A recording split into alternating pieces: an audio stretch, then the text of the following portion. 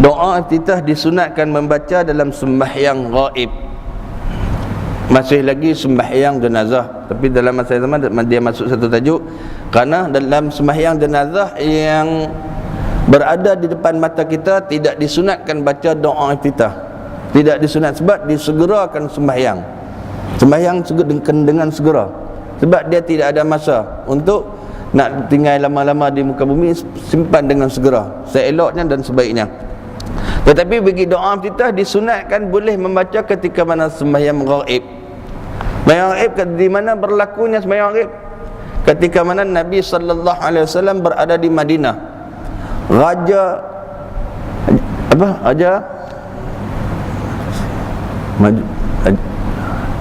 Tak ingat nama tu. Satu tempat raja sebelum tu dia belum masuk Islam. Selepas itu baru masuk Islam raja tersebut. Dia meninggal dunia. Setelah masuk Islam dia meninggal dunia di satu tempat. Maka ketika itu Nabi berada di Madinah. Itu kali pertama Nabi bermula sembahyang ghaib. Maka kita dibolehkan sembahyang. Sekiranya berada di Kuala Lumpur, saudara kita meninggal dunia, mana nak sempat pergi tu kan? Tak sempat dah kan? Mana tak sempat nak pergi dah Kuala Lumpur ataupun Terengganu. Selain daripada Langkawi, nak pergi Pulau Pinang pun tak ada dah kan? Nak sembahyang kan? Maka kita boleh sembahyang ghaib di sini. Boleh buat kan? Himpun saudara-saudara buat sembahyang. Boleh bagi penghormatan yang terakhir. Dibolehkan baca doa iftitah ketika itu. Buat sederhana seperti mana sembahyang biasa, waktu biasa boleh. Allah takbir elok, baca doa iftitah, baca Fatihah dan sebagainya, bakal bolehkan. Jika seorang itu sembahyang ghaib, maka disunatkan atasnya membaca doa iftitah, kerana doa iftitah itu hanya tidak disyariatkan pada sembahyang jenazah sahaja. Maka doa iftitah itu boleh dibaca ketika mana sembahyang ghaib, tidak disyaratkan kepada sembahyang jenazah yang berhadapan kita. Berhadapan ini maka jenazah ada di depan kita, tidak boleh, tidak disyaratkan kepadanya. Kerana bahawasanya sembahyang jenazah disunat segera dengannya, kerana sembahyang jenazah disuruh dengan segeranya. Tidak boleh ghaib, tidak mengapa. Dia nak simpan duduk jauh, kita bukan tahu kan, lama mana ada duduk mana kita tak tahu. Tapi kalau yang depan kita kena segerakan. Dan ini makna tidak ada pada sembahyang ghaib, dan demikian pada sembahyang mayat yang telah dikebumikan.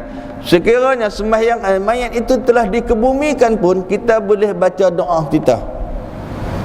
Ada sebahagian kita setengah dia nak sembahyang, pipi sampai tengok duduk tanam dah, mayat dah telah ditanam. Tak dan dia kata, tak dan nak baca, nak tunggu baca Yasin talqin, tak payah balik. Kata tak apa, pergi. Setelah mana dah simpan elok, dah tambun tanah dah elok, dah kamu dah tu, maka berdiri sembahyang. Boleh. Ini ilmu dah tuan-tuan. Kalau kita nak tuan-tuan, kalau kita nak melakukan penghormatan yang terakhir kepada saudara kita, kita boleh sembahyang walaupun telah dikebumikan sekalipun. Ada 5 orang sembahyang. Di mana? Di kubur. Bukan pergi duduk atas kubur, tepi kubur kan? Duduk tepi kubur. Seperti mana di bumi, atas bumi mayat itu berada, kita pun berdiri demikian, menghadap kiblat dan sebagainya. Kepala mayat belah mana dan sebagainya bagi muslimat ataupun muslimin, maka kita sembahyang. Boleh sembahyang walaupun telah dikebumikan. Boleh baca doa iftitah walaupun telah dikebumikan. Dua perkara tu. Sembahyang mayat atas kubur. Dan tidak dituntut pada segera berdoa bagi mayat. Maka doa tidak dituntut dengan segera. Boleh nak zikir dan sebagainya, telah mana sembahyang boleh nak zikir, lepas tu baru doa. Tapi kalau sembahyang mayat kena segera. Habis sembahyang jenazah, depan Nabi, Allahu Akbar, Assalamualaikum warahmatullahi, Assalamualaikum warahmatullahi. Sebahagian tempat dia duk banyak sangat bacaan. Baca lepas Fatihah sekali, eloknya terus doa. Itu sembahyang jenazah. Sekali Fatihah terus doa. Tengah dia Fatihah baca qul huwallahu ahad, Allahu samad, lam yalid wa lam yulad. Baca banyak-banyak lah kan, baru baca doa. Padahal suruh segera kan, mengikut sunnah Nabi sallallahu alaihi wasallam. Maka yang ni boleh dilakukan ketika mana sembahyang ghaib, boleh baca doa iftitah dua tempat ini. Yang pertama pada mayat itu berada di jauh mata kita, kita tidak dapat melihat. Yang keduanya berada baru ke bumi, ditanam, maka kita boleh sembahyang ghaib. Itu dua perkara ni, boleh baca doa iftitah dan sebagainya. Baik, syarat-syarat sembahyang jenazah. Di syarat sembahyang jenazah itu bahawa jangan mendahulukan kubur dan jangan mendahulukan atas mayat. Sembahyang jenazah maknanya pada mayat berada di depan mata kita, depan mata kita, mayat tu ada. Maka daripada sini jangan mendahulukan kubur. Kalau kubur ada di sini, kita jangan mendahulukan kubur. Kita duduk, kubur duduk belakang kita, kita duduk depan kubur, tak kena sembahyang apa kan? Sedangkan mayat duduk di belakang ni, kita duduk depan, tak terangkatlah sembahyang itu, tidak sah sembahyangnya.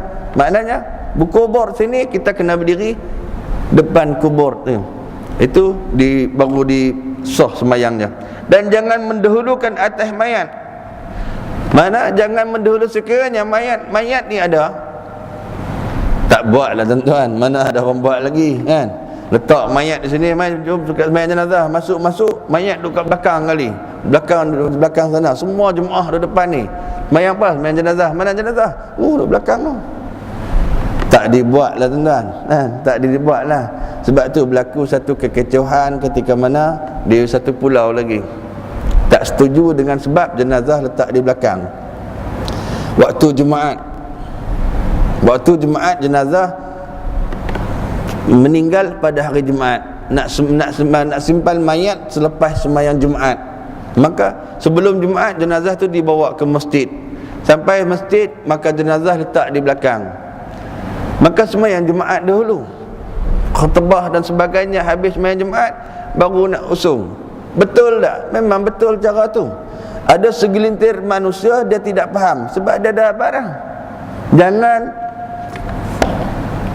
Jangan mendahulukan mayat. Maknanya kita mendahulukan mayat. Mayat itu duduk di belakang. Dia tak apa, mana boleh. Bukan kita sembahyang dia lagi, kita sembahyang Jumaat. Yang sembahyang saat lagi baru nak sembahyang jenazah. Tapi dia tidak setuju. Mau tidak mau jenazah kena letak depan juga, walaupun sembahyang Jumaat. Mangkuk hayun namanya kan? Yang tu bukan berdasar ilmu kan? Berdasar perasaan. Sebab rasa tak patutlah jenazah nak buat demikian, nak letak di belakang. Bukan dia tak patut, ikut hukum. Jenazah bukan sembahyang lagi, jenazah baru kita letak nak menunaikan ibadah Jumaat. Maka berlaku kecoh berlaku sampai pejabat agama tanya pasal apa buat macam ni. Allah tuan-tuan. Akhirnya dapat jawapan juga, terus dia pun tak pergi Jumaat, pergi sembahyang masjid lain. Sebab takut nak tolak jadi imam, pandai cakap kan? Tak pergi Jumaat, pergi sembahyang masjid lain. Walaupun tuan-tuan, bagi kita mudah saja. Sekiranya kenyataan kita keluar itu tak benar, bila orang nasihat, terima dengan hati terbuka. Mengaku aku silap, aku salah, aku terlajak cakap dan sebagainya. Mengaku mudah tuan-tuan. Elak, lagi tidak mengetahui, lagi jauh, lagi tidak mengetahui. Mengaku itu lebih mudah, lebih senang untuk orang lain nak tegur lagi. Kalau lari, Allah Akbar. Agama tidak perlu lari daripada nasihat. Dan jangan mendahulukan atas imamnya atas imamnya seperti mana pada segala sembahyangnya. Maka kita sembahyang jenazah pun jangan sekali-kali mendahulukan daripada imamnya. Imam dah elok dah, imam takbir yang pertama, Allahu Akbar, takbiratul ihram. Imam bismillahirrahmanirrahim, alhamdulillah. Kita pula bersama-sama baca Fatihah. Tapi kita jenis cepat sedikit nampak jenazah. Ya kena berdua yang nasta'in waladdallin. Imam tak habis lagi, lambat Allahu Akbar. Imam lambat kan? Kita pun tak boleh mendahului imam, tidak sah kan? Sama seperti sembahyang biasa kita buat kan? Imam lambat rakaat, baca apa panjang sangat, lambat rakaat kau nak tunggu dekat mana? Tunggu dalam rakaat tak lagi. Allahu Akbar. Bagi imam dia duduk dengar dalam rakaat imam baca, tak boleh, tidak sah kan? Mendahului imam tidak boleh, kena ikut imam. Dah lantik jadi imam, kena mengaku dia imam, maka niat makmuman lillahi ta'ala, wajib atas segala-galanya ikut cara imam. Tak nampak sekalipun dengar suara imam, kecuali imam melakukan perkara yang boleh membatalkan sembahyang, maka tidak wajib ikut. Tetapi kalau imam melakukan perkara-perkara sunat meninggalkan, masih lagi wajib kena ikut. Tidak boleh dengan cepat mudah untuk memfarakah dan tinggal dengan imam, tidak boleh. Bukan mudah tuan-tuan, kan? Mau tidak mau tunggu sehingga dia benar-benar dah tidak boleh ikut farakah dengan dia, kan? Begitulah dalam sembahyang mayat itu sekalipun. Dan mayat di sini adalah seperti imam, tetapi mayat ini adalah seperti imam, maka mayat itu dia jadi imam lah. Tentu kalau di luar daripada Langkawi banyak ada tulis, sembahyanglah anda sebelum anda disembahyangkan. Di luar kan, sini tak ada kan. Kalau boleh buat satu signboard tu kan, sembahyanglah anda sebelum anda disembahyangkan. Mayat kamu sebelum kamu mati sembahyang dulu. Ataupun dia tulis sembahyanglah di belakang imam sebelum kamu disembahyangkan di depan imam. Ayat tu boleh guna tuan-tuan, sama ada nak guna hak pertama atau mana dua. Letak di papan signboard besar, letak di masjid mana-mana tempat yang sesuai. Tengok-tengok, Allah, bila giliran aku pula ni tak boleh kena masuk, tak boleh duduk depan imam naya kan. Depan imam kain kapal lah nama dia kan. Belakang imam maka masih hidup lagi. Kalau depan imam Uyub namanya. Tetapi jika diletakkan mayat di dalam rumah yang berkunci, kemudian disembahyangkan atas mayat di luarnya, mayat duduk dalam rumah kunci, dah mandi elok, kapan elok semua dah, kita duduk di luar rumah. Mungkin rumah tu kalau masuk kita rumah jenis sempit ataupun rumah kayu dan sebagainya, kalau ramai-ramai masuk dia beruntuh dan sebagainya, tapi sembahyang di luar tempat yang sama, maka sah sembahyangnya. Sembahyang tetap sah. Sebab itu ilham telah menunjukkan dia walaupun mayat itu duduk dalam rumah berkunci sekalipun, seperti mana mayat duduk dalam kubur kan. Mayat dalam kubur pun kita sembahyang di luar kubur, di atas kubur, tapi dia sah sembahyang. Begitu tak kalau dalam rumah lagi sah lah. Dalam kubur yang kita tidak melihat sekalipun sah. Kalau di atas walaupun rumah berkunci, sembahyang di luar tetap sah. Mungkin tentang benda ni tak berlaku lagi. Sekiranya pergi satu-satu tempat kan, berlaku kes demikian, kita jangan raplah. Tak dibuat oleh orang dah tuan-tuan. Ini telah ditunjukkan oleh Nabi sallallahu alaihi wasallam daripada syarak kita, maka kita kena mengetahui. Lah mungkin tak berlaku lagi kan. Mungkin tak berlaku lagi orang sembahyang di kubur kan. Tapi bila berlaku nanti kita jangan menuduh ni mai ikut mana pula ni. Pahaman apa kita tidak boleh kata kita telah mengetahui. Oh dah dengar ilmu ini boleh sembahyang di kubur walaupun telah dikebumikan kan, boleh sembahyang. Demikian juga sah sembahyang atas selepas mayat itu dikebumikan, dan disunatkan bahawa berdiri orang yang sembahyang itu di sisi kepalanya. Maka disunat di sini kena berdiri di sisi kepala dia lah. Bagi siapa? Mayat lelaki letak di mana? Saja satu soalan lama tak tanya.